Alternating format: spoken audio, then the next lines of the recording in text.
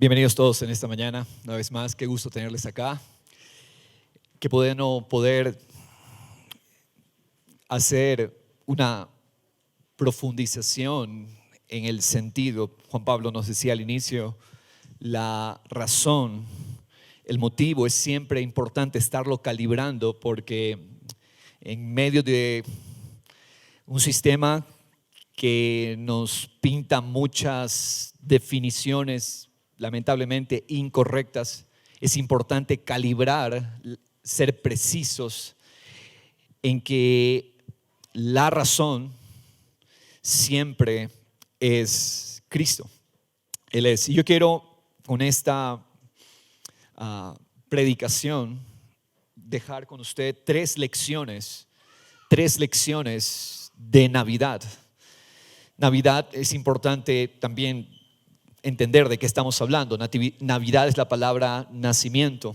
Dentro de un momento vamos a tener una explicación bien bonita. Juan Pablo nos va a explicar el tema de Navidad, la etimología y este tema alrededor de este término. Mientras tanto, mientras nos llega esa explicación, yo quiero que reflexionemos en tres lecciones con tres personajes que están en el relato en torno al nacimiento de Jesús. Tres personajes, tres lecciones, muy fácil para que usted lo pueda grabar, lo pueda memorizar. ¿De acuerdo? Tres lecciones y tres lecciones que nos van a llevar a una expresión genuina de gozo, a una expresión real del gozo de Dios. Vamos a darnos cuenta que el gozo está en torno a estas tres lecciones.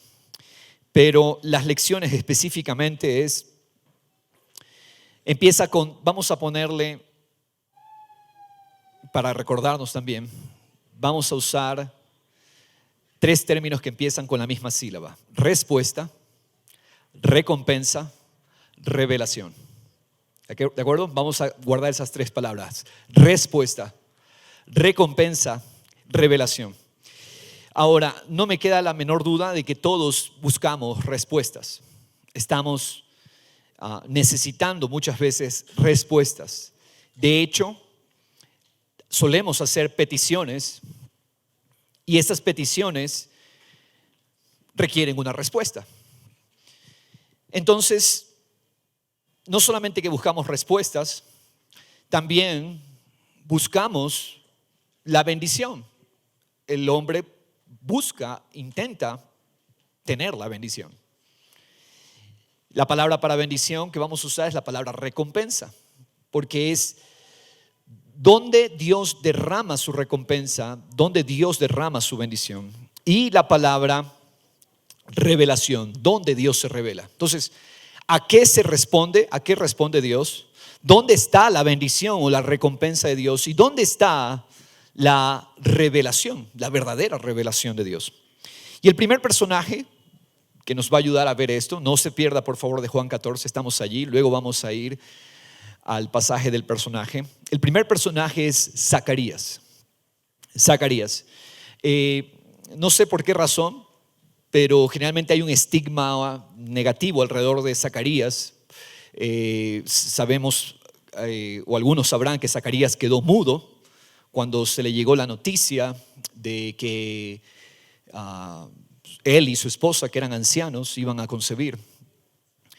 Sin embargo, yo no quiero hacer énfasis en eso hoy. Hay una lección importante alrededor de eso, pero quiero que veamos en esta primera lección, Dios responde a las peticiones en Cristo. Dios responde a las peticiones en Cristo. Lo primero, Dios responde, parecería, bueno, eso ya lo sabía, pastor. En realidad puede que lo sepamos, pero déjeme decirle, no todos lo creen.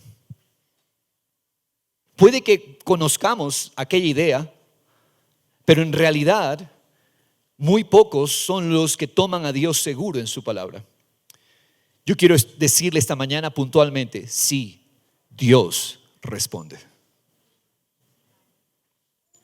Ahora, ¿a qué responde? Toda petición que es hecha en Cristo. Dios responde todo lo que es hecho en Cristo. Dios se muestra poderoso respondiendo a nuestras peticiones. Dios se deleita en contestar nuestras peticiones. De alguna manera la religión sin poder, la religión sin fruto, nos hizo creer que nuestras peticiones caen en saco roto. Y lo que pidamos a Dios es incierto. Puede que sí, puede que no. En realidad vamos a ver que no. Que sí es cierto, que sí es seguro poder pedir y Dios responde. ¿Por qué razón? ¿Y cuál es la certeza y la seguridad de que Dios responde? Porque el Padre le responde todo a su Hijo Jesucristo. Repito esto, no hay una petición que Cristo haga al Padre que el Padre no responda.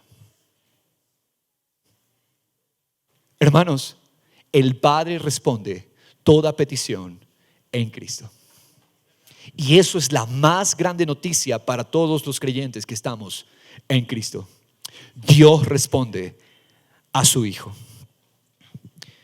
Lo que era imposible, Cristo hizo posible por su obra en la cruz. Lo imposible no era responderle al Hijo. Lo imposible era que Dios nos responda a nosotros. Porque el Hijo al final de todo, en toda su vida, el Hijo agradó al Padre. El Padre Celestial está complacido con Jesucristo. Dice Jesús, lo vamos a escuchar generalmente orar a Jesús: te doy gracias, Padre, porque siempre me oyes. Hermanos, el Padre siempre escucha al Hijo. Pero lo imposible era que nos responda a nosotros. Eso sí, ¿no? Nosotros que no dimos la talla que debíamos haber dado. Nosotros que fallamos. Pero lo que era imposible, Dios lo hizo posible. ¿Cómo? Uniéndonos a Cristo por la obra de la cruz. Era imposible, ¿verdad?, que Dios nos responda a nosotros. Pero déjeme decirle, la obra de la cruz hizo posible que nosotros seamos unidos a Dios en su Hijo Jesucristo. Y ahora estamos en Cristo. Y al estar en Cristo, el resultado, ¿cuál es? De que el Padre nos responde a nosotros. Eso es lo que dice Juan 14, verso 12. En verdad os digo, el que cree en mí, las obras que yo hago, él las hará también. Mire, todo esto, ¿por qué? Por estar en Cristo. Las obras que yo hago, mayores incluso, ustedes harán. Continúa diciendo, porque y aún mayores que estas hará, porque yo voy al Padre. Está hablando de la obra terminada. Todo lo que nosotros vamos a hacer es una expresión de que estamos unidos a Cristo, porque Cristo terminó la obra. Cristo abrió el acceso, y ahora, por una cuestión que es obviamente a nuestra mente natural, puede ser un misterio, pero el Espíritu ya no es un misterio. Tú fuiste puesto en Cristo y Cristo está en el Padre. Ahora tú estás en el Padre y el Padre está en ti. Y por lo tanto, por esa posición, ahora nosotros tenemos acceso y peticiones respondidas. ¿Qué tal si le recordamos a nuestro hermano a nuestro lado? Él responde a toda petición en Cristo. Toda petición en Cristo. Por eso es que todo el obrar de Cristo es nuestro. Nosotros no estamos intentando matarnos, rompernos la cabeza para mejorar nuestra vida. No, lo que hacemos todos los días es rendirnos. Señor Jesús, vive tus obras en mí. No estamos todos los días queriendo ganarnos el acceso a Dios. Yo no estoy queriendo ganarme acceso a Dios. No, el cristiano no está buscando ganarse el favor de Dios. No, mis hermanos. El cristiano vive consciente de que en Cristo el Padre responde toda petición que es hecha en Cristo. Continuamos leyendo ahí mismo. Miren lo que dice el verso 13. Y todo lo que pidáis en mi nombre, lo haré. ¿Qué es lo que necesitamos hacer? Hermanos, Él dice, todo lo que pidan en mi nombre, lo haré. ¿Qué es lo que Dios está esperando en nosotros? Una confianza segura, gozosa de pedir en su nombre. ¿Para qué? Para que el Padre sea glorificado en el Hijo. Al Padre lo alegra.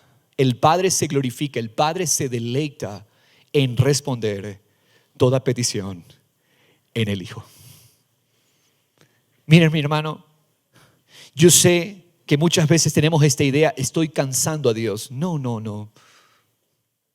El juez injusto era cansado por la viuda. Pero mis hermanos, nuestro Dios no es un Dios injusto con su Hijo Jesucristo. Nuestro Dios no es un Dios injusto con su Hijo como para no escucharlo, como para no responderle. Toda petición en Cristo es escuchada. ¿Y qué es lo que necesitamos? Todo lo que pidan en mi nombre, yo lo haré, para que el Padre sea glorificado en el Hijo. Verso 14, nuevamente, para que nos quede claro. Si me pedís algo en mi nombre, léalo usted. Si me pedís algo en mi nombre, ¿qué es lo que necesitamos hacer? Pedir. Conscientes de que fuimos puestos en Cristo. Hermanos, primera lección importante. Dios es seguro para responder a todo lo que es en su Hijo. Dios es seguro. Hermanos, dice que el Padre es glorificado. Vamos a Juan 16, ahí una hojita atrás, en el verso 22. No hay nada que interfiera esta confianza que tenemos de poder pedir que Él sea visto en nosotros. ¿Cuál es la más grande petición que podemos hacer? Es esta, la más grande petición. Yo le voy a dar una pauta. Porque usted dice, pastor, pero tenemos que saber pedir. Por supuesto. Dice, muchos piden, no reciben porque no saben pedir. Ahora, yo le voy a dar una pauta de una petición que seguro Dios va a responder. Porque es el todo del corazón del Padre. Es esta petición.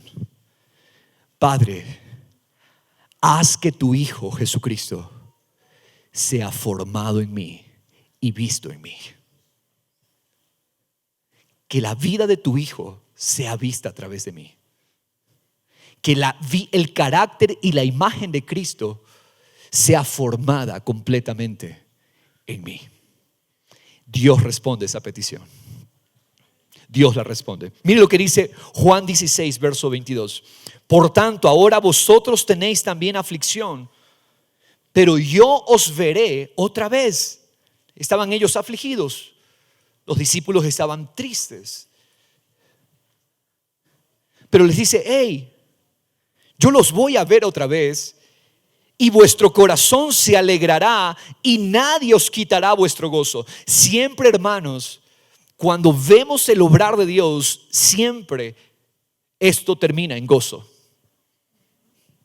Cuando vemos a Dios, cuando vemos nuestro estado de unión con Cristo, si yo me levanto todos los días pensando en preocupación y afán, es muy probable que el gozo no se manifieste. Pero si yo me levanto, Señor, gracias porque estoy unido a ti. Cristo hizo lo imposible, lo hizo posible. Por la obra de la cruz, Romanos 6 dice, hemos sido unidos a Él en la semejanza de su muerte y de su resurrección. Es decir, como Él murió, murió el viejo hombre. Y como Él resucitó, ahora Él vive en nosotros.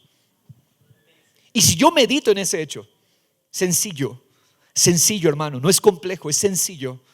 Si yo medito en ese hecho, tengo esta seguridad. Él me oye y mi vida va a ser una expresión de esa realidad. Gozo, alegría. Dice, nadie les quitará vuestro gozo. Verso 23, en aquel día no me preguntaréis nada. Esto me encanta. Jesús está diciendo, vamos a llegar a un nivel de intimidad y de relación tan íntimo. La obra, eso lo hizo la obra de Cristo. Tenemos tanta intimidad, el Espíritu de Dios es uno con nuestro espíritu, que ya no hay, digamos así, separación o puentes. Ya no hay puentes, absolutamente. Somos uno con Dios. Él nos unió. La encarnación es el recordatorio que Dios está cumpliendo el plan original. Unir el cielo a la tierra. Al final no nos vamos a dar cuenta cuando sean cumplidas todas las cosas, qué es el cielo y qué es la tierra, porque Dios está casando el cielo con la tierra. Ese es el matrimonio. Apocalipsis termina el matrimonio entre el cielo y la tierra. Dios con la humanidad, siendo uno con su pueblo, con su iglesia, para siempre, las bodas del Cordero. Es Dios unido para siempre, lo eterno unido a lo temporal, lo celestial unido a lo terrenal, lo eterno gobernando por sobre todas las cosas, lo divino gobernando lo humano. Dios está uniéndolo todo. De hecho, se nos dio a nosotros el ministerio de unir, el ministerio de la reconciliación. ¿Qué está haciendo? Uniéndolo todo. Hermanos, nosotros no estamos dividiendo. Si sus actitudes dividen, dígale al Señor: Señor, forma a Cristo en mí, porque tú estás reconciliando todas las cosas.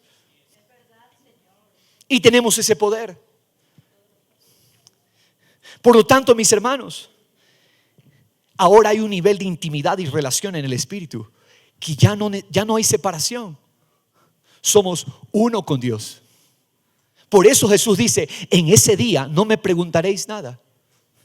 Vamos, eso se va aclarando. Continuemos leyendo. En verdad os digo, si pedís algo al Padre, os lo dará en mi nombre. ¿Se da cuenta? El Hijo y el Padre son uno. Y ahora nosotros estamos en el Hijo, somos uno con Dios. Ahora dice, no es que hay una barrera. Ya no hay separación. No, pídele al Padre, estás pidiendo en mi nombre y Él se los dará. Verso 24. Hasta ahora nada habéis pedido en mi nombre. Como que Jesús está reprochando o está diciéndole: hey, ¿qué pasó? Tienen que pedir. Hasta ahora nada han pedido en mi nombre. Hasta ahora nada han pedido en mi nombre. Pedid y recibiréis. ¿Para qué? Para que vuestro gozo sea completo. Siempre que pidamos, tenemos esta seguridad de respuesta, tenemos esta seguridad de relación. Siempre nuestro gozo madura. Completar, perfeccionar, es la palabra madurar. Nuestro gozo se va madurando, nuestro gozo se va perfeccionando. La expresión deja de ser una expresión eventual. Nuestro gozo deja de ser solamente cuando me pasan las cosas buenas. Nuestro gozo perfecciona cuando yo desarrollo la confianza de unidad con Dios.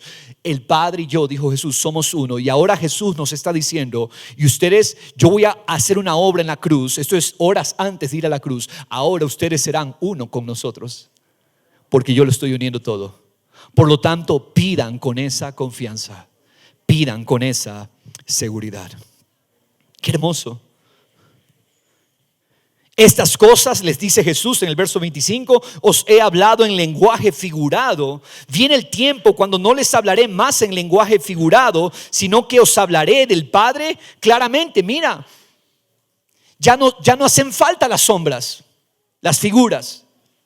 Es lo que está diciendo Jesús. ¿Por qué razón?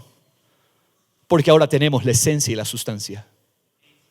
Tenemos Cristo en nosotros, la esperanza de gloria. Todo lo que estaba en la ley y los profetas eran sombras que apuntaban a una realidad que se consumó en Cristo. Ahora dice Pablo, esto lo explica muy bien Pablo en Colosenses 1, la palabra completa, la predicación completa, ya. Dios me delegó el ministerio de aclarar que Cristo en nosotros es el cumplimiento de toda la palabra. Cristo en nosotros, la esperanza de la gloria. Miren lo que dice Jesús. Ya no les hablo en lenguaje figurado, habla de intimidad. O sea, ya no nos tiene que hablar en sombras. Ya no nos tiene que hablar en figuras. Ahora está claro el mensaje. Somos uno con Dios. Continúa diciendo: En ese día pediréis en mi nombre, y no les digo que yo rogaré al Padre por ustedes, pues el Padre mismo os ama. Ahí está, ve, Jesús está diciendo, yo no voy a orar por ustedes, yo no voy a rogar por ustedes. No es que Jesús está desentendiendo de su función de sumo sacerdote, porque como sumo sacerdote Él intercede por nosotros, lo sabemos. Lo que Jesús está queriendo que entendamos es que nuestro nivel de relación y unidad con Cristo, con Dios, es inseparable. Ya somos uno con Dios. Dice, miren, yo no rogaré al Padre, ustedes, porque ya somos uno. Qué hermoso. ¿No disfruta usted, no se goza usted en esta realidad de unidad? Somos uno con Dios. Por eso podemos pedir. Por eso podemos pedir. El Padre mismo os ama. Él nos ama. Porque vosotros me habéis amado y habéis creído que yo salí del Padre. Hemos rendido nuestras vidas a esa obra completa. Qué unidad, qué confianza, qué nivel de relación tenemos, mis hermanos. ¿Aún te sientes indigno? Yo te quiero preguntar. ¿Aún te sientes lejos?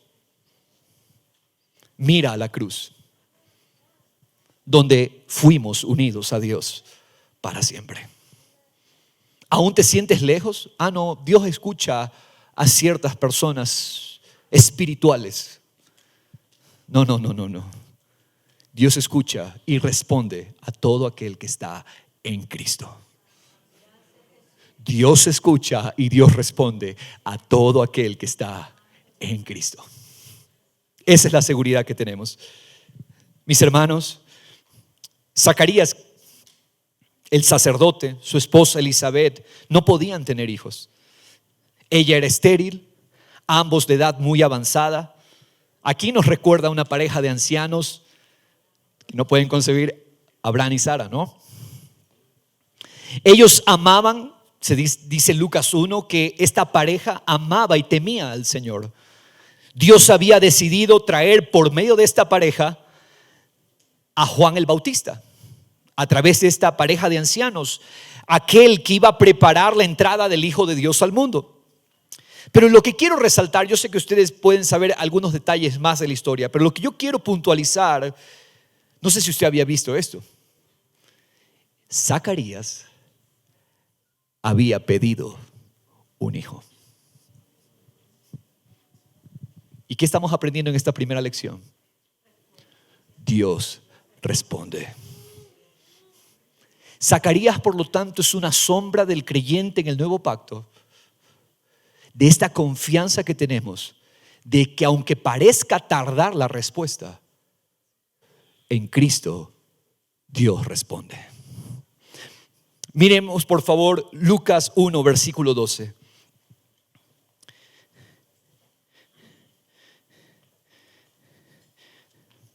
Un ángel del Señor se le apareció a Zacarías mientras él estaba ministrando. Él era un sacerdote y justo le tocó el turno de ministración. Estaba ministrando ¿en dónde? En el lugar santo del templo. Verso 12, mire lo que dice. Al verlo, Zacarías se turbó. Cualquiera, ¿no? Dios apareciéndose a Zacarías por medio de un mensajero, un ángel. Y el temor se apoderó de él. Pero el ángel le dijo, aquí viene, verso 13, no temas, Zacarías, porque tu petición ha sido oída. No temas, Zacarías, yo he escuchado tu petición. Y eso es lo que el Señor te dice hoy. No temas, porque yo escucho a mi Hijo.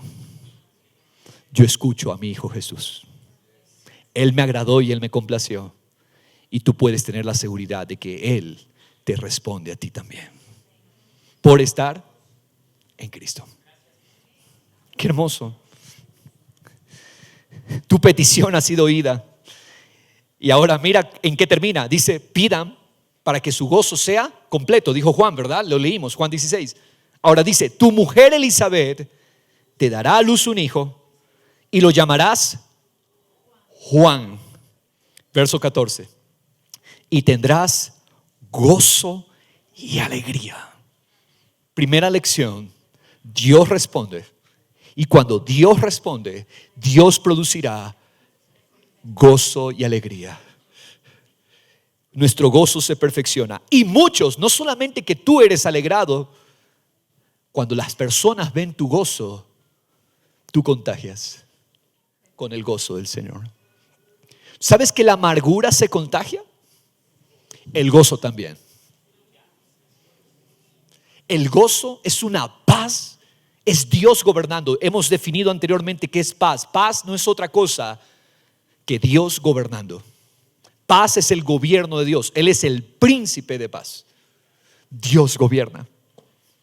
Hermanos amados, tenemos esta certeza que cuando Dios se glorifica respondiendo, nosotros vamos a expandir ese gozo. Muchos, dice, se regocijarán por su nacimiento. Por lo tanto, hermanos, la primera lección es vernos unidos a Cristo. Todo temor y desconfianza se desvanece. Podemos pedir a Dios que inunde nuestros pensamientos con su sabiduría. Pídele al Señor. Dice que podemos pedir, Señor, la sabiduría que es Cristo en mí. Ahora manifiéstala, que pueda tomar decisiones sabias. Eso es una petición. Tu carácter formado en mí. Ya no quiero mostrar ese carácter gruñón, amargado. Quiero que Cristo el gozoso, Cristo el completo, sea el que se manifieste en mí. No vivir yo, Él vive en mí. Podemos pedir que las personas puedan conocer a Dios a través de nosotros. ¿Es esa una petición tuya? Porque Dios responde lo que pedimos de acuerdo a Cristo. Una petición que Dios responde, ¿sabes cuál es? Que las personas que me rodean, que las personas con las que me voy a encontrar puedan ver a Cristo en mí. Dios responde esa petición. Porque el Padre está en todo. El Padre solo tiene un plan: mostrar y glorificar a su Hijo. Él no quiere glorificarte a ti. Él quiere glorificar a su Hijo en ti. Cuando pedimos de esa manera, Dios responde. Entonces, mis hermanos, primera lección, respuesta. Dios responde a las peticiones en Cristo. Amén. Segunda lección, veámosla por favor. Vamos a Efesios capítulo 1. Dios bendice. Dios recompensa. Ahora, ¿qué bendice y qué recompensa? Dios no bendice cualquier cosa. Dios bendice y recompensa. Pongan atención porque es lo que el mundo busca, las bendiciones. Mejor salario, un mejor ingreso, un mejor futuro. Bueno, sí, Dios tiene el poder para favorecer y dar en abundancia. Salmo 50 dice: yo soy el dueño de todas las cosas. No necesito pedirte nada, dice Dios. Ahora, vamos a ver qué Dios bendice. Dios bendice el propósito de Cristo. Dios no bendice otro propósito. Dios no recompensa otro propósito. Dios recompensa el propósito de su Hijo, Cristo. Y lo vamos a ver en el segundo personaje, María. La bendición y el favor de Dios solamente están para el propósito de Cristo, para nada más. Donde quiera que esté Cristo, allí está la bendición celestial. El cielo favorece solo lo que tiene que ver con Cristo. El cielo no bendice mis planes y mis deseos. Yo puedo estar luchando por mis planes y mis deseos toda la vida. El cielo no me va a bendecir a menos que yo vuelva mis planes, los planes de Cristo, los deseos de Cristo, el corazón de Dios, que es mostrar a su Hijo en mí. Cuando tú te pones de acuerdo con Dios, ese negocio es bendecido, esa familia es bendecida, todo es bendecido porque el Padre solamente favorece lo que tiene que ver con su Hijo. Esa carrera, ese estudio, Dios bendice solamente aquello que tú le entregas y le dices: no es para mí, es para que tu Hijo sea visto en mí, Padre. Dios entonces, ¿qué hace? Bendice. Dios recompensa. Hermanos, ¿Qué es la bendición? La bendición es todo el bien de Dios manifestado. Toda bendición divina, toda bendición de Dios, su espíritu, su poder, su amor, su gozo, su paz, se cumplen en la persona de Cristo. No busques paz aparte de Cristo, por favor. Alerta a la persona a tu lado, no busques nada aparte de Cristo, porque todo el bien de Dios está en Cristo. Todo el bien de Dios está para su Hijo. Todo el bien del Padre está para el Hijo. Solo en Cristo está la bendición para nosotros. Esto es lo que dice Pablo en Efesios 1, verso 3. Bendito, leamos por favor, sea el Dios y Padre de nuestro Señor Jesucristo, que nos ha bendecido, ya es un hecho, con toda bendición. Hermanos, hemos sido bendecidos con toda bendición en, dice, los lugares celestiales en Cristo. Por eso esa frase, Dios te bendiga, hay que reconsiderarla, mis hermanos. Está bien, en el antiguo pacto ellos veían hacia adelante, una promesa todavía por cumplirse. Pero los que estamos en Cristo, ya hemos sido bendecidos con toda bendición en Cristo.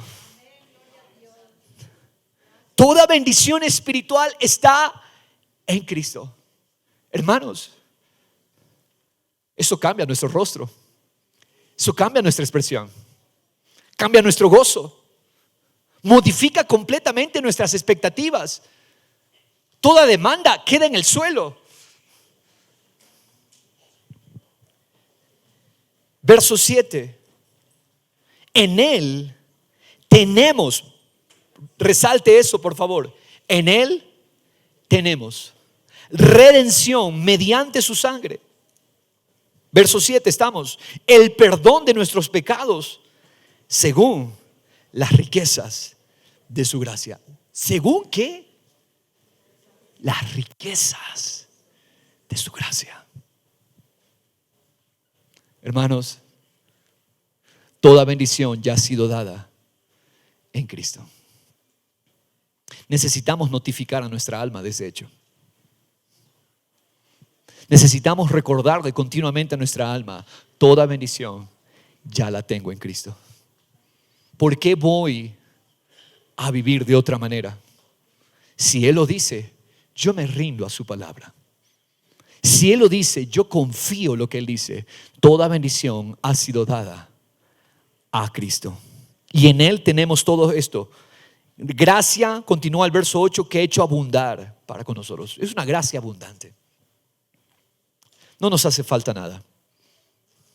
Si estás triste hoy, es porque no estás viendo tu unión a Cristo. Si estás con amargura hoy, es porque no estás viendo que en Cristo está toda bendición. Hermano, no permitas seguir viviendo, no toleres seguir viviendo de esa manera. Todo ha sido dado ya a su Hijo. El favor en abundancia se derramó en Cristo. El bien del cielo es para Cristo. ¿Por qué? El Padre solo bendice aquello que se alinea a su voluntad. Y su voluntad es Cristo. No tenemos que estar preguntando ¿cuál es la voluntad de Dios? No. Ya el Padre nos reveló toda su voluntad. ¿Cuál es la voluntad? Cristo en nosotros. Esa es la voluntad de Dios. Cuando tú te pones de acuerdo con Dios, tú ya no estás descubriendo la voluntad de Dios. Tú estás, dice Romanos 12, comprobando la voluntad, verificando la voluntad de Dios con tu vida, que es Cristo. Por eso el Padre derrama toda bendición en Cristo, porque Cristo, si algo hizo, porque es poderosa la celebración con entendimiento de la encarnación. Porque la cruz se refleja desde la decisión que hemos estudiado en Hebreos capítulo 10, la decisión del Hijo. Dijo, Padre, me has preparado un cuerpo la conversación eterna. Me has preparado un cuerpo. Amar tu voluntad. He amado tu voluntad. Tu voluntad es lo que quiero, le dice el Hijo al Padre. Salmo 40 y luego lo menciona el escritor a los Hebreos, capítulo 10. Cristo se volvió la voluntad del Padre. Cristo es la voluntad del Padre. Y Él tiene todo el favor, la bendición de Dios. Él tiene toda la recompensa de Dios. No estés buscando más. Está en Cristo. Todo el bien, el perdón,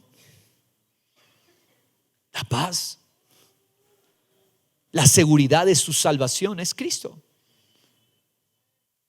Hermanos, no perdamos de vista el tesoro, el regalo.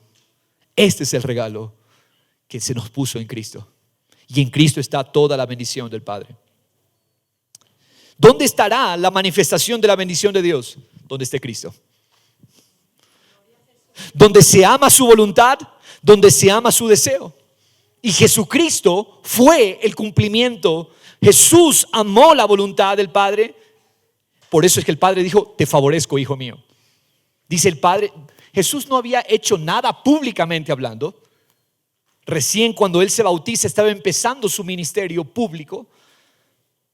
Y mira, el Padre, sin que Él haya hecho cosas ante las multitudes, el Padre le dice: estoy complacido contigo, hijo. Él estaba deleitado en su Hijo. El Padre derramó todo su bien y bendición en el Hijo. Ahora, en María tenemos una expresión de ese corazón. Porque recuerden, no pierda el punto.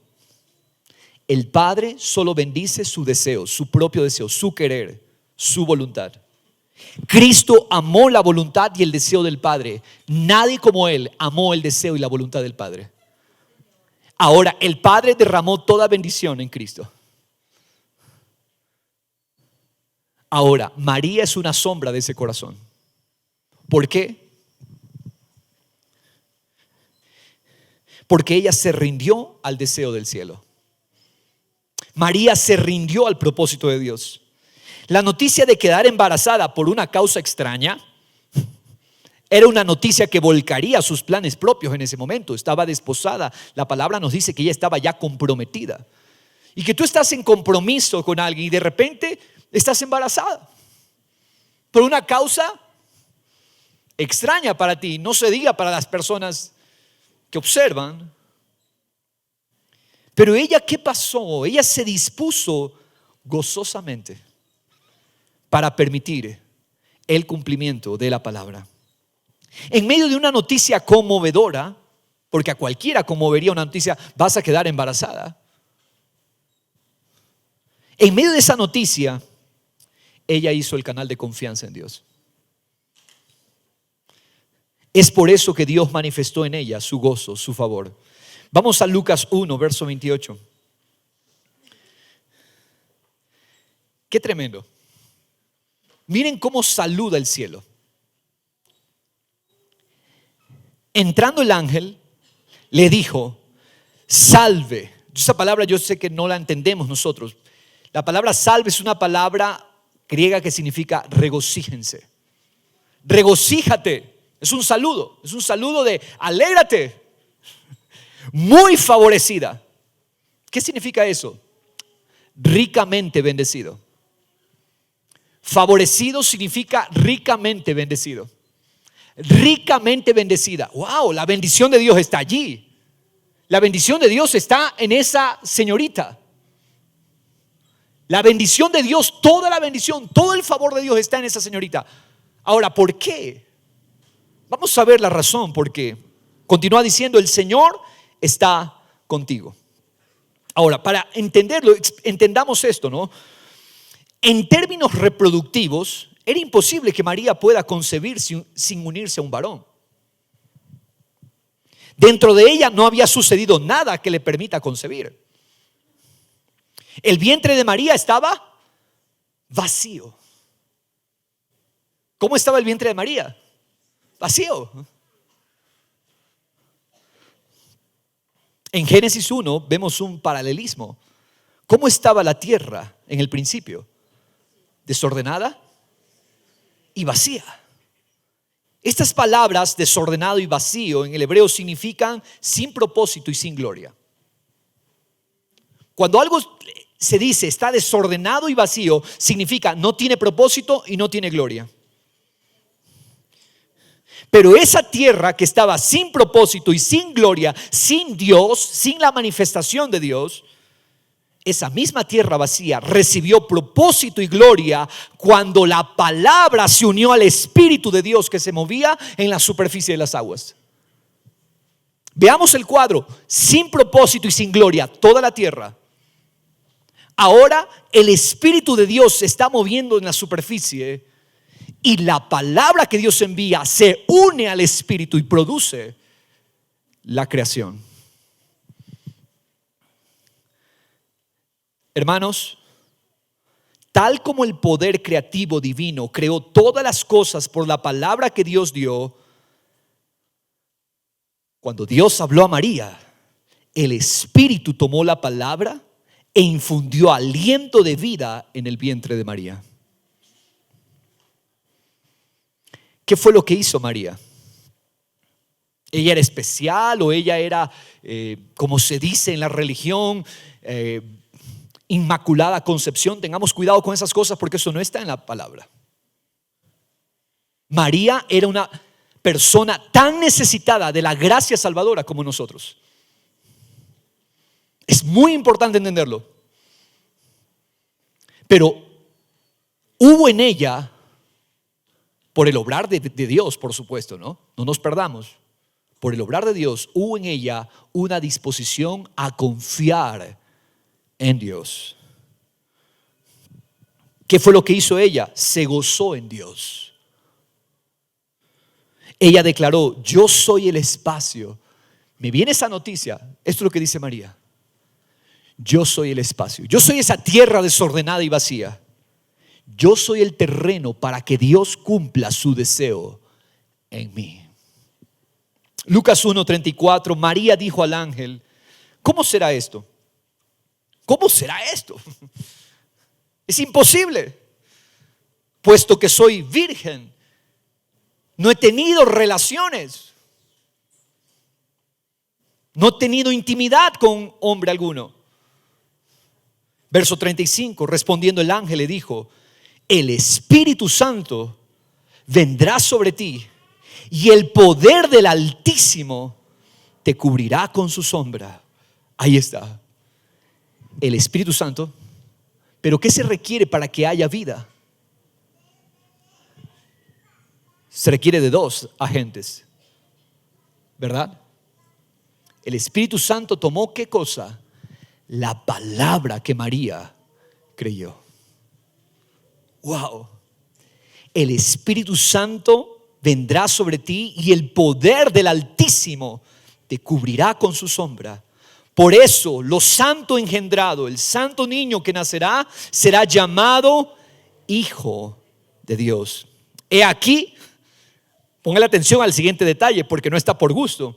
Tu pariente Elizabeth en su vejez también ha concebido. ¿Qué fue lo que sucedió en Elizabeth? Lo mismo. La palabra y el Espíritu infundiendo vida en una pareja que reproductivamente hablando estaban muertos ya. Tu pariente Elizabeth en su vejez también ha concebido un hijo y este es el 6º mes para ella, la que llamaban estéril. Verso 37. Porque ninguna cosa será imposible para Dios. La palabra cosa está mal traducida. Usted puede leerlo en varias versiones y va a confirmar lo que le estoy diciendo. Palabra. La palabra cosa es la palabra palabra. ¿Qué es lo que está diciendo? Ninguna palabra será imposible para Dios.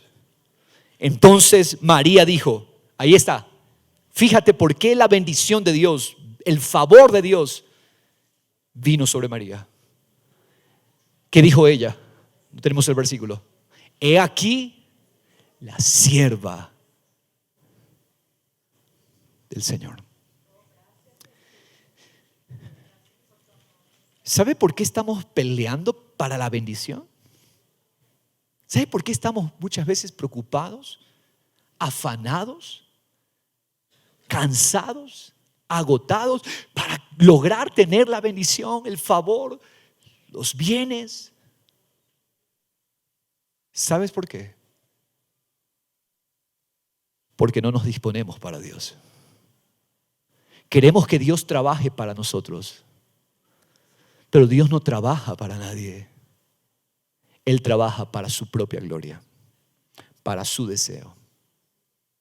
Por lo tanto, cuando María dijo, he aquí, yo no soy la dueña, tú eres el dueño. Aquí la sierva. Hágase conmigo conforme a tu palabra. Ahí ella se puso, se alineó con el cielo y todo el favor de Dios reposaba sobre ella. Se puso de acuerdo con la palabra, y cuando Dios da la palabra, ninguna palabra será imposible para Dios. Es imposible que en ella se haya concebido algo naturalmente hablando. Pero cuando hay siervos, no hay nada imposible para la palabra de Dios. Wow, esto es tremendo, esto es profundo. Hay mucha riqueza allí. ¿Dónde se manifiesta el Espíritu de Dios? Donde hay un siervo o una sierva del propósito de Dios. Nosotros no tenemos que producir la manifestación del Espíritu. Hay muchos que están buscando las manifestaciones del Espíritu. Mira, ¿dónde fue atraído el Espíritu Santo? ¿Qué tuvo que hacer María para atraer la manifestación del Espíritu Santo? Ella simplemente se puso de acuerdo con la palabra. He aquí tu sierva, aquí está, Señor, yo sirvo a tu deseo. Y el Espíritu Santo descendió sobre ella. Nosotros no tenemos que buscar las manifestaciones del Espíritu. Yo tengo que buscar ponerme de acuerdo. Señor, no soy dueño de mi vida, yo soy tu siervo. Y Dios allí derrama todo su bien, todo su favor, toda su recompensa. El cielo allí mismo. Hermanos, Él se va a manifestar donde hay corazones que gozosamente reciben su propósito. Donde Dios se manifiesta, donde hay un corazón con gozo que dice, Señor, no es que soy tu siervo a regañadientes, ya porque me toca. Señor, es mi gozo ser tu siervo. Es mi gozo servirte y que tu palabra se cumpla en mí. Señor, ¿qué tal si hacemos juntos esta oración? Dile al Señor, clama allí. Yo soy la tierra. He caminado por mucho tiempo sin propósito y sin gloria.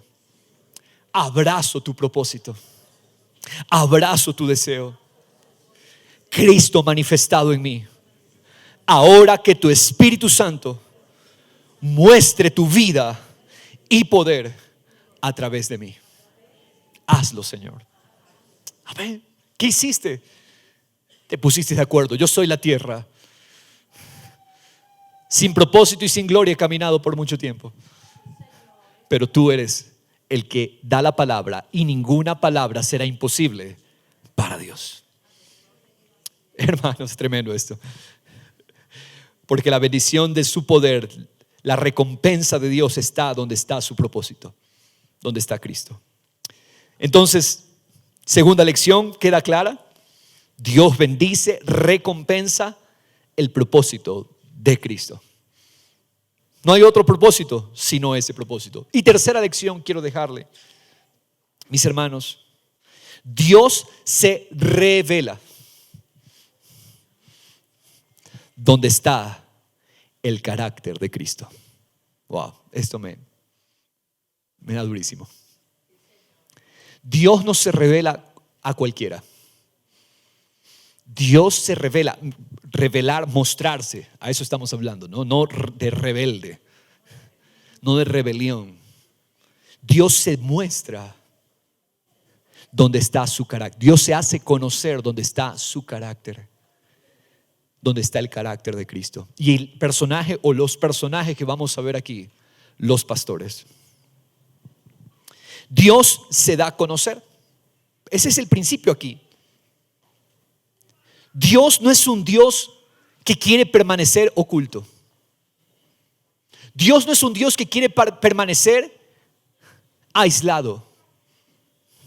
La religión nos presenta la idea de un Dios allá, lejos, distante, separado. No, en su naturaleza, en su esencia, ponle atención a esto. Dios quiere revelarse, darse a conocer a los hombres. Es su esencia. Dios no quiere permanecer oculto. Dios quiere darse a conocer. Por favor, a su hermano, a su hermana, junto a usted. Hey, Dios quiere darse a conocer. Su naturaleza es revelarse, darse a conocer. Es un Dios que desea relacionarse con su creación, específicamente con el hombre y la mujer, a quienes puso como administradores de la creación. Dios anhela darse a conocer. Dios quiere hablarle al hombre. Dios quiere llenar al hombre de su gloria, de toda manifestación de poder, presencia y bondad. Es que Dios está tan lleno que Él no puede, los cielos no pueden contener su grandeza. Y Él necesita, Él quiere, Él desborda, Él desea, Él anhela depositar su gloria en nosotros. Revelarse, su paz, su amor. Pero el principio clave aquí es este. Este es el principio clave. Dios quiere revelarse, eso sabemos. El principio es, Dios se va a revelar al corazón que tiene su imagen, su carácter. Repito, Dios quiere mostrarse, pero Él se muestra no a cualquiera, al que tiene su imagen, su carácter. El único hombre en quien Dios se complació completa y totalmente fue Jesucristo, su Hijo. Cristo en la tierra portaba la imagen del Padre. Cristo era una expresión viviente del carácter divino. Esta imagen de Cristo principalmente es dependencia. ¿Qué es eso, pastor, de la imagen de Cristo? Bueno, empieza entendiendo esto de aquí. La imagen de Dios es una que depende de Dios y de nadie más. El carácter de Dios es de Dios porque depende solo de Dios. Dios no depende de los hombres. Dios no depende de las circunstancias.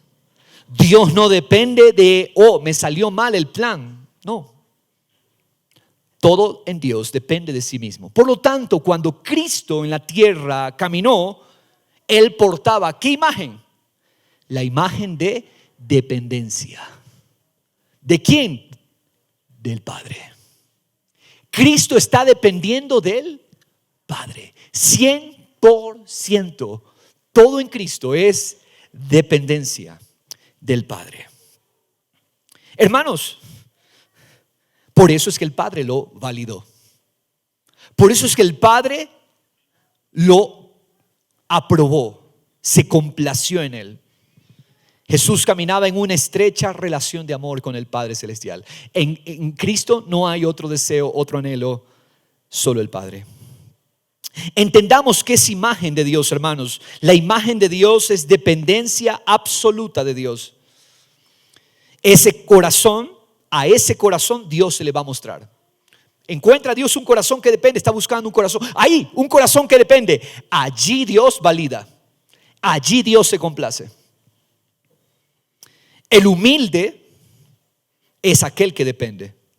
La definición más profunda de humildad es Dios como mi dependencia. ¿Qué es humilde? Humilde, precisar esto es importante. Humilde es aquel que depende de Dios. Humilde no es el que anda con cara de pobrecito, cara de que no tiene recursos. No, eso no es humildad. La humildad bíblica es depender de Dios. Dios es tu riqueza. Y cuando Dios no lo es, o cuando Dios no está, esa persona se ve miserable, se ve pobre, se ve en bancarrota. Los humildes en espíritu son aquellos que dicen: Señor, yo estoy en bancarrota espiritual, a no ser por tu gracia. Esa es la verdadera humildad. Esa es la verdadera dependencia. El humilde ve a Dios como su único tesoro. Una persona puede tener recursos, pero esos recursos, si no gobiernan su corazón, si esos recursos son, Dios los puede poner o quitar como Él quiere, esa persona es humilde. Dios no te condena porque tengas recursos. Ten cuidado con esa teología incorrecta. O Dios te condena porque tienes mucho. No, los ricos son detestados por Dios. No, cuidado con eso. Lo que sí dice la palabra es que el rico tiene mayor tentación a poner su confianza en sus riquezas, su amor, en su lealtad a esas riquezas. La clave para saber si eres o no humilde en espíritu es: pregúntate, ¿qué pasa si se me quita todo en este momento? Como a Job se le quitó todo en un instante. ¿Todavía seguiría siendo feliz? Porque mi felicidad es Dios. Ese es el humilde en espíritu. Puedo tener mucho, mediano, poco, pero si Dios es mi felicidad, esa es la verdadera humildad. El humilde tiene solo un tesoro, es Dios. Y a este corazón es al que Dios se le revela. Isaías 66:1, miren lo que dice. Así dice Jehová: el cielo es mi trono, la tierra el estrado de mis pies. ¿Dónde pues está la casa que podrían edificarme? A ver, Dios está diciendo: el cielo, mi trono, la tierra, el estrado de mis pies. ¿Quién me quiere construir una casa física? Llamarle a este lugar de 4 paredes la casa de Dios, tengamos cuidado. Dice Dios: el cielo es mi trono, la tierra es el estrado de mis pies. ¿Qué casa pueden ustedes edificarme? ¿Lo está viendo? Wow. ¿Dónde está el lugar de mi reposo? ¿Dónde yo voy a morar? ¿Acaso creen ustedes que porque me hacen una casa física con martillo, paredes pintadas, entonces yo voy a vivir allí? No, el cielo es mi casa, la tierra es mi casa. Yo lo lleno todo. Todo esto lo hizo mi mano. Y así todas las cosas llegaron a ser. Todo lo hizo mi mano. Ahora, aquí viene algo. Dice Dios, pero, diga conmigo, pero. Este pero es tremendo. A este miraré. Dios dice: miren, no hay casa física, no hay templo físico que puedan hacerme para mí. No se atrevan a llamarle a un lugar de 4 paredes mi casa. Pero yo sí tengo una casa, dice Dios. A este miraré, al que es humilde y contrito de espíritu, y que tiembla ante mi palabra. Si Dios tiene una casa, se llama el corazón humilde. Esa es su casa. A este miraré, a este atenderé, a este contemplaré. Aquel que yo soy su tesoro, yo soy su riqueza. ¿Quién es tu riqueza? Dime, ¿qué cosas son tu riqueza? ¿Qué cosas son las que tú consideras tesoros? Dios solo se manifiesta en un corazón. El corazón donde Él es el tesoro, donde Él es el bien. Entendamos este principio, porque allí estará toda la manifestación, toda la revelación de Dios. Salmo 138, miremos este pasaje, verso 6. Nunca había visto esto. Nunca lo había visto. No sé si usted lo había visto, pero yo nunca lo había visto. Porque Jehová es excelso. Jehová es grande. Es alto. Eso significa excelso, grande, alto. Él es infinito, eterno. ¿Y a quién atiende? ¿A quién considera? ¿En quién habita? En el humilde. Es decir, el corazón vaciado de sí mismo, el corazón vaciado de confianzas, trabajo, riquezas, el corazón que solo Dios es el tesoro. Dios dice, ese corazón es suficientemente grande para yo vivir. Porque Jehová es excelso, Jehová es grande, Jehová es alto, que Él solo habita en el corazón humilde. El corazón humilde es tan grande que allí Dios habita. ¿Y cuál es el corazón humilde por excelencia? La buena noticia es que no tenemos que nosotros luchar por ser humildes. Se nos dio el corazón de Cristo, el manso y humilde por excelencia. La nueva creación, la nueva naturaleza es mansa y humilde por nacimiento. En cambio, dice, al altivo conoce de lejos. El corazón altivo es tan estrecho. El corazón lleno de confianzas temporales es tan estrecho que dice Dios, yo no quepo allí. Yo no tengo lugar allí. No, allí no. No tengo nada que ver con ese corazón. Qué hermoso. Salmo 25 dice la palabra, verso 9, dirige a los humildes. Aquí, ¿a quién Dios dirige? A los humildes. Y enseña a los humildes su camino. Wow. Dirige en justicia a los humildes y a los mansos humildes les enseña su camino. Sofonías 3:12 dice, dejaré en medio de ti un pueblo humilde y pobre que se refugiará en el nombre del Señor. Qué hermoso. Un corazón, un pueblo humilde. ¿Qué es humildad? Ya sabemos que es humildad. No es pobreza material. Es un pueblo que depende de Él. Está hablando de la iglesia que está en Cristo. Tenemos el corazón de Cristo. Ahora, ¿qué pasa con ese corazón? A ese corazón Dios se le revela. Lucas 2, verso 8. Esta semana me hicieron la pregunta, pastor, ¿por qué la revelación del nacimiento de Cristo fue a los pastores? ¿Por qué? ¿Por qué el Cristo encarnado no se le apareció al rey Herodes? Si él era el rey prometido, ¿por qué no se le apareció a Herodes o al gobernador romano? Después de todo, si Cristo es el rey, ¿no hubiera sido conveniente que los reyes de ese entonces lo supieran y sean quitados de sus tronos para dejar en el trono al verdadero rey? ¿O por qué el Cristo encarnado no se le apareció al sumo sacerdote en el templo? O al concilio de líderes judíos, el Sanedrín. ¿Por qué no se les apareció a ellos? ¿Por qué no se le apareció a los fariseos? Este grupo de gente educada y preparada. ¿Por qué no se les apareció a ellos? ¿Por qué Dios lo hizo así? La respuesta es porque Dios se revela solo a aquellos que están conscientes de su propia necesidad de Dios. Repito, Dios no se revela al que cree que no necesita. Dios se revela solo a aquel que entiende, yo soy un necesitado.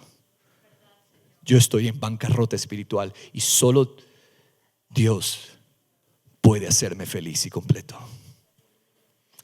Allí Dios dice, ese es el corazón mío. Allí yo estoy. Estos pastores señalan el corazón de Cristo. Los pastores son una sombra del corazón de Cristo, manso y humilde. ¿Por qué? Porque ellos conocen su necesidad. Su trabajo durante la noche, porque se nos dice que ellos estaban trabajando en la noche. ¿Qué nos dice su trabajo en la noche? que ellos deben sacrificar horas de sueño por su sustento, sin importar las inclemencias del tiempo, y solo Dios se revela a los necesitados. Cuando Dios llega, la vida cambia para siempre. La soledad y el silencio de la noche fueron cambiados por el júbilo y la alegría de la noticia del Dios encarnado. Corrieron apresuradamente hacia donde estaba Dios hecho hombre, dejaron sus rebaños y mostraron a los demás con sus vidas el gozo y la salvación de Dios. Sus vidas cambiaron para siempre. El humilde tiene un corazón que atrae el poder de Dios. Y a ese corazón Dios se le revela y la vida le cambia para siempre. Ustedes conocen la historia. En la misma región, dice Lucas 2:8, habían pastores que estaban en el campo cuidando sus rebaños, y un ángel del Señor se les presentó y la gloria del Señor los rodeó de resplandor. Allí estaba Dios. Tuvieron gran temor, pero el ángel les dijo: no teman, porque aquí os traigo buenas nuevas de gran gozo. ¿Te dice cuenta el gozo? Las 3 lecciones están conectadas al gozo. Si tu gozo no cambia, pídele al Señor: Señor, yo quiero tener conciencia de mi unión a Cristo.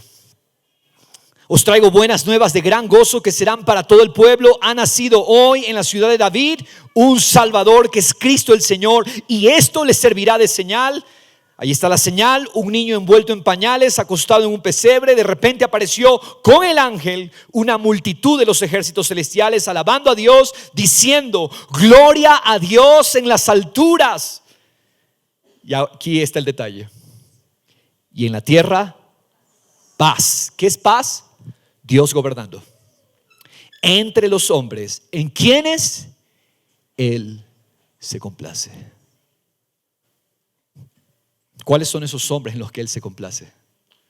El corazón humilde. Ahora, pero yo no quiero que usted se pierda, porque sería negligente de parte mía dejarle con eso.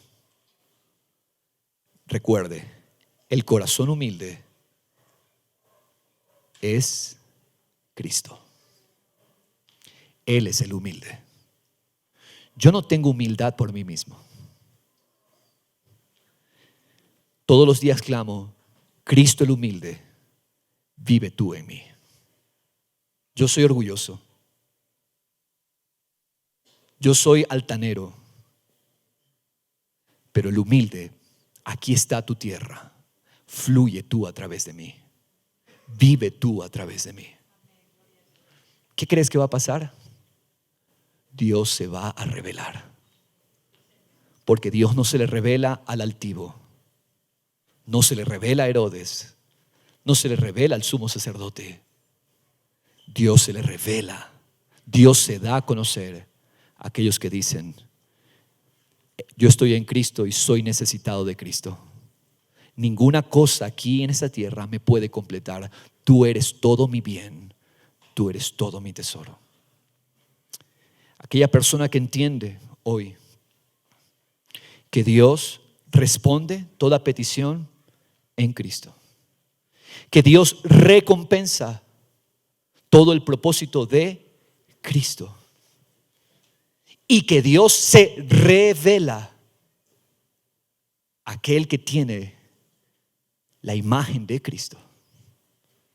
Póngase de pie y dígale al Señor: Señor, me pongo de acuerdo contigo. Aquí estoy, Señor, completamente rendido, humillado delante tuyo, para que seas tú. Tú respondes, Señor. Tú recompensas y tú te revelas. Tú respondes, das respuesta. Tú bendices y tú te das a conocer al corazón de Cristo. Aquí estoy, Señor. Me humillo delante tuyo. Padre, gracias por tu amor, tu bondad y tu bien. Nos disponemos para ti y recibimos estas 3 lecciones de Navidad. Gracias, porque en Cristo toda palabra se cumple. Gracias, Señor. Para tu gloria, en Cristo Jesús. Amén y amén. ¿Puede tomar su asiento?